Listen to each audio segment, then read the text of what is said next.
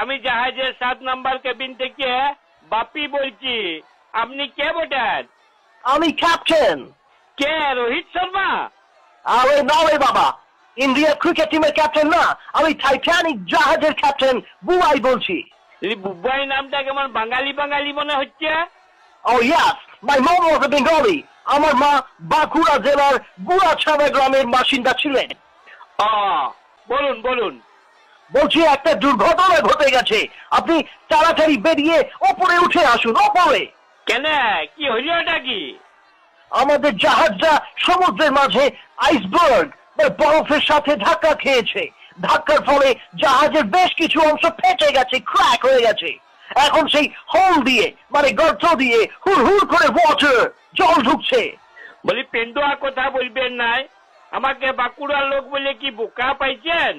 বলি আমাদের ঘরে কি ফ্রিজ নাই? আমি কি কোনোদিন বরফ দেখি নাই? বলি এইটুকুন ছোট ছোট বরফে ধাক্কা লেগে আপনাদের এত বড় জাহাজটাতে ভুলুক হয়ে গেল। Oh man, you can't understand.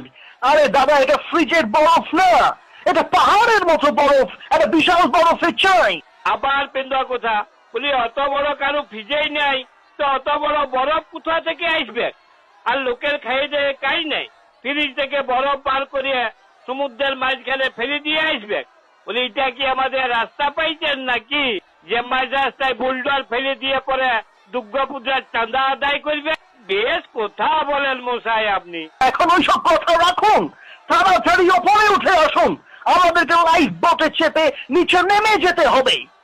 কেন, আবার উপরে উঠে আসুন, নিচে নেমে যেতে হবে? গুসা গলা আবার কি বটে?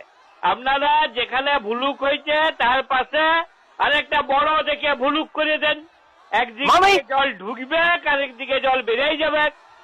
Oh, to hell with your idea! আরে আরেক দিকে যদি একটা বড় হোল করে দিই, সেদিক দিয়ে তো জল ঢুকতে পারে। দূর বসায়, আপনি কিছুই জানেন না। আমাদের দুর্গাপূজার প্যান্ডেল গুলা দেখবেন, হড়ড় হড়ড় করে বানের মতন লোক আছে। বলি একদিকে প্রবেশ আর একদিকে প্রস্থান লিখে দিবেন। Oh, come on, আপনি বুঝছেন না, আপনি ওসব বাদ দিন তো, আপনি তাড়াতাড়ি আসুন। রংবাজি পাইছেন নাকি? বলি আমার পুরো ভাড়া দিয়েছি, মাঝপথে কেটে নামবো, আপনারা কি আমাকে অর্ধেক ভাড়া ফেরত দিবেন? আর এইখানে নেমে পড়ে অন্য জায়গায় যাবার আমি মেল গাড়ি পাবো? Oh man, you can't understand. Take it seriously. একটু ভাবুন, জাহাজের ভেতরে জল ঢুকছে, জাহাজ এখনই ডুবে যাবে। আর এইখানে নেমে গেলে তো আমার পুরো টাকাটাই ডুবে যাবে। বুঝে করুন, আমি আপনাকে আর পাচ্ছি না, আপনি যা খুশি করুন, আমি রাখছি।